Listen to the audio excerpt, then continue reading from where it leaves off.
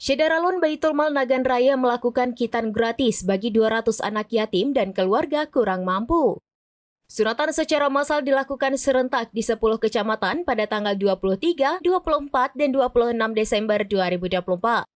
Kegiatan Baitul Mal ini bekerja sama dengan Dinas Kesehatan, Puskesmas, ID, dan PPNI di Nagan Raya. Pada Kamis 26 Desember 2024, PJ Bupati Dr. Iskandar, Ketua DPRKM Rizky Ramadan, Sekda, Wakapolres, dan Kasdim hadir menyaksikan pesiju anak yang akan disunat di Puskesmas Padang Panjang, Kuala Pesisir. PJ Bupati Nagan Raya Dr. Iskandar mengatakan kegiatan yang diselenggarakan oleh Baitul Mal ini sangat membantu. Anak-anak yang menjalani sunatan dari anak yatim, anak piatu yang merupakan dari keluarga kurang mampu.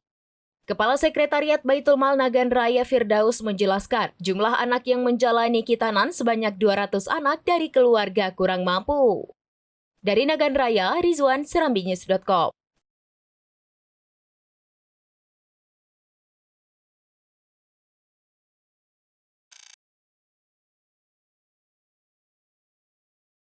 Download Tribun X sekarang, menghadirkan lokal menjadi Indonesia.